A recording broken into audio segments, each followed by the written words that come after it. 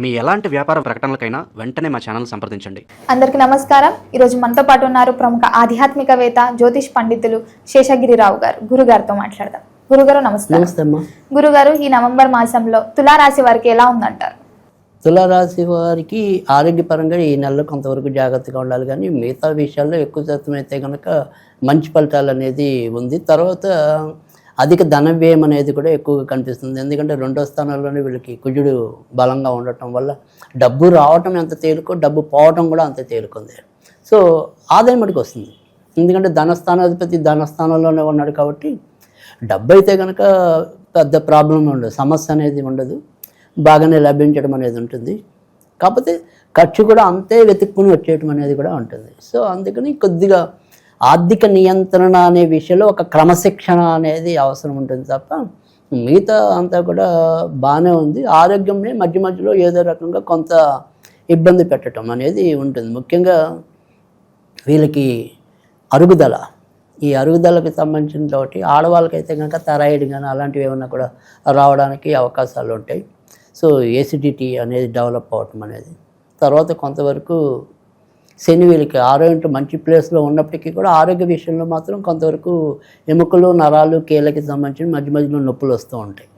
So అందుకని ఆరోగ్యం మీదే కొంతవరకు వీళ్ళకి ఏదైనా సరే చిన్న చిన్న అసౌకర్యత అనేది తప్ప మిగతా విషయాల్లో కొంతవరకు సంతృప్తిగా కానీ తులారాశికి ఉంటుంది.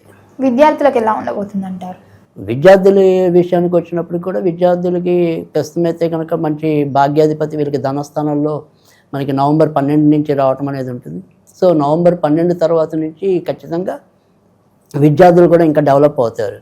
సో ఇటు విద్యార్థులు తర్వాత మనకి ఎప్పుడు చెప్పేలాగానే ఈ సంతానం అంటే ఈ తులారాశిలో దంపతుల సంతానమే కాకుండా ఇదే తులారాశిలో జన్మించిన విద్యార్థులు కూడా వారికి కూడా బాగుంటుంది. అంటే చిత్త స్వాతి విశాఖ నక్షత్రాల్లో ఎవరు పుట్టినప్పటికీ కూడా వాళ్ళందరూ కూడా విద్యార్థులైనా వాళ్ళే, సరే దంపతులైనా వాళ్ళే అనుకోండి.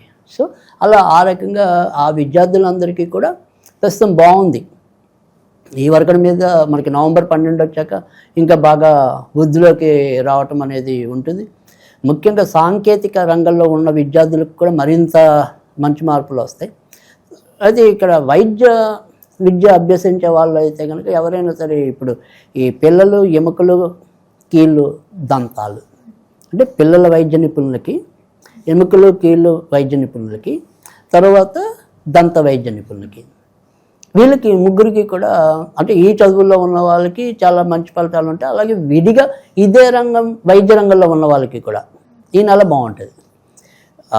వైద్య విద్య అభ్యసించే వాళ్ళకి బాగుంటుంది, అదే వైద్య వృత్తిలో ఉన్న వాళ్ళకి బాగుంటుంది. సో ఇరువురికి కూడా ఇది మంచి టైం. సో కనుక ఖచ్చితంగా విద్యార్థులకు కూడా ఎక్కువ శాతం అయితే కనుక మంచి ఫలితాలు ఉన్నాయి. ఓకే గురూజీ, ఈ మాసంలో ఉద్యోగం చేంజ్ అవ్వాలనుకుంటున్న వాళ్ళు చేంజ్ అవుతే ఇంకా అనుకూలంగా ఏముందంటారా, లేకపోతే వద్దు చేంజ్ అవ్వకుండా అదే ఉద్యోగం కంటిన్యూ అవ్వమంటారా? అది ఉద్యోగాల విషయంలో ఖచ్చితంగా ఏదైనా మార్పులు తీసుకోవాలంటే మంచిదే.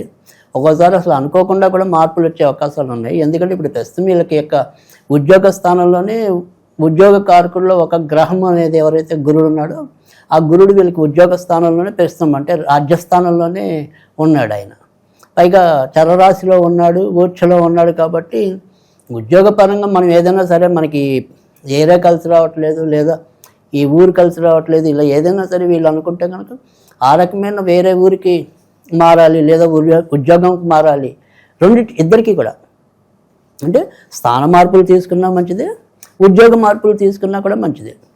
సో ఆ రకంగా ఏదైనా సరే ఒక మార్పులకి అన్వేషణ చేస్తున్న వాళ్ళు ఎవరైతే ఉన్నారో వాళ్ళకి యోగదాయకంగానే ఈ మాసం అయితే ఉంటుంది. కనుక వాళ్ళ ప్రయత్నాలు నిస్సంకోచంగా చేసుకోవచ్చు. సరే, ఇప్పటికే ఉద్యోగంలో ఉన్న వారికి కూడా ఖచ్చితంగా వీరి యొక్క ప్రతిభా సామర్థ్యాలు అనేది గుర్తించడం పై వాళ్ళనేది జరుగుతుంది. కనుక కాకపోతే గురుడు వీళ్ళకి శత్రువు కాబట్టి ప్రతి చోట కూడా ఎంతో కొంత అంతర్గత శత్రువులు అయితే ఉంటారు.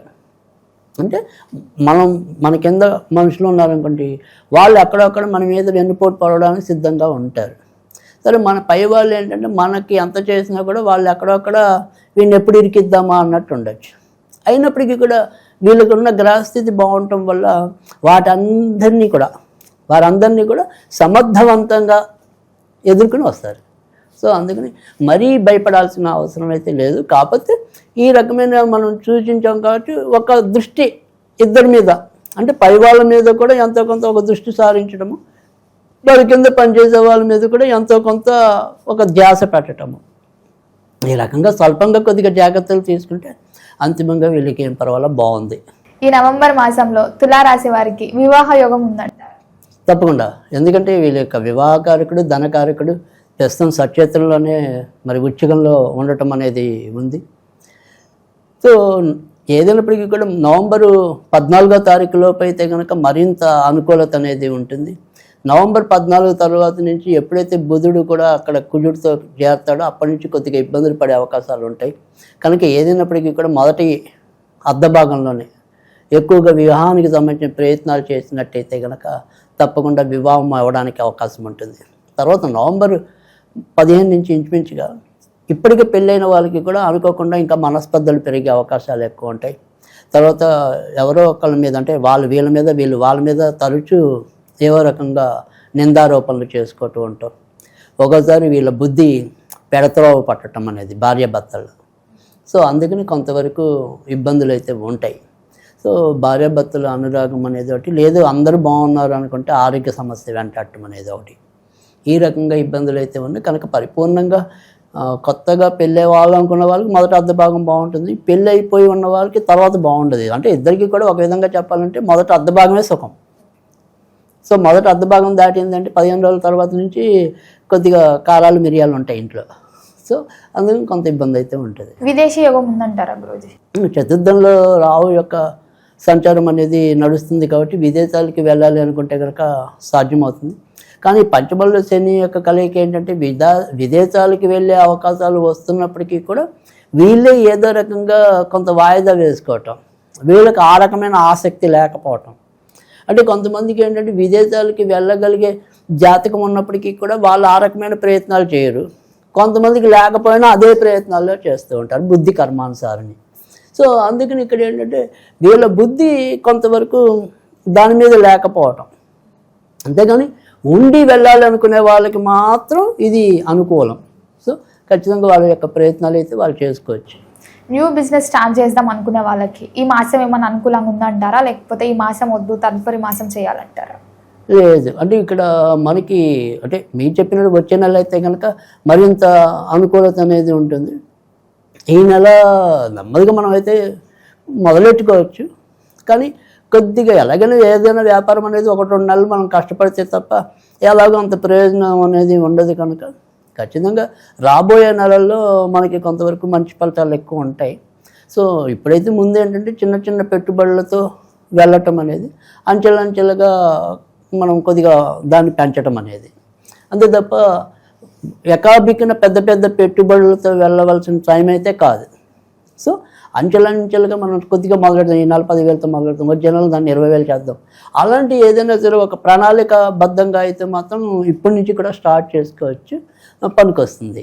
సినీ రంగాల్లో ఉన్న వారికి ఎలా ఉంటుందంటారు? సినీ రంగంలో ఉన్న వారికి ఏంటంటే ఏదైనప్పటికీ కూడా కొద్దిగా ఈ నెల అంత ప్రోత్సాహకరంగా అయితే ఉండదు. ముఖ్యంగా వీళ్ళ రాశి వారికి వ్యయంలో శుక్రుడు సంచరించడం అనేది అయితే ఉంటుంది. సో నవంబర్ చివరికి అంటే ఇంచుమించుగా 20 దాటిన తర్వాత కొద్దిగా శుక్రుడు యొక్క మార్పు ఉండాక ఆయన లగ్నంలోకి వచ్చాక అప్పుడు కొంతవరకు మంచి ఫలితాలు రావటం అనేది అయితే ఉంటుంది. మొత్తం మీద గురువుగారు ఈ రాశి వారికి ఎలాంటి దైవారాధన మంచిది? తప్పకుండా ఈ నెలలో వీరికి సంబంధించినంత వరకు కూడా శివుడికి సంబంధించిన పూజలు ఎక్కువగా చేసుకోవాలి. శివాలయాలకి వెళ్తూ ఉండటం అనేది, సోమవారాలు అనేది ఒక పద్ధతి అయితే, ఏదైనప్పటికీ కూడా మనకి దగ్గరలో మనమే పూజ చేసుకునే లేదా మన ఇంట్లోనే ఒక శివలింగం ఉంటే కనుక కొద్దిగా సోమవారాల పూట ఈ నువ్వులు కలిపిన నీళ్ళు, అంటే నల్ల నువ్వులు కొద్దిగా నీళ్ళలో కలిపి ఆ నీళ్ళని మనం శివుడి మీద దారగా పోసినట్టయితే ఓం నమ శివాయ ఓం నమ శివాయ అని ఒక 11 సార్లు మీ ఇష్టం, మీ ఓపికి అలా అనుకుని పోసినట్టయితే కనుక వీళ్ళ బుద్ధికి అడ్డొస్తున్న శని ప్రభావం తగ్గుతుంది. తర్వాత వీళ్ళ యొక్క అదృష్ట అనేది కూడా ఇంప్రూవ్ అవుతుంది. సో అందుకని రెండిటికి కూడా ఇది ఉపయోగపడుతుంది. ఆ రకంగా చేసుకున్నట్టయితే కనుక లాభపడటం అనేది ఉంటుంది. తర్వాత మనం ఒకవేళ ఏదైనా చిన్న శివుడి మంత్రం చదవాలి అనుకుంటే కనుక ఓం సోమాయ సోమశేఖరాయ నమః, ఓం సోమాయ సోమశేఖరాయ నమః. ఇది చదువుకున్నట్టయితే కనుక మంచి ఫలితాలు రావటం అనేది అయితే ఉంటుంది. వీళ్ళకి ఈ నెలలో ఆదివారం, సోమవారం, గురువారం చాలా బాగా ఉపయోగపరంగా ఉండటం అనేది అయితే జరుగుతుంది. ఇక ఈ నెలలో వీళ్ళు ఏదైనా సరే ముదురు నీలం రంగుకి కొద్దిగా దూరంగా ఉండటం అనేది మంచిది. మొత్తం మీద గురుగారు ఈ మాసం అంతా తులారాశి వారికి ఎలా ఉంటుందో తెలియజేసినందుకు ధన్యవాదాలు.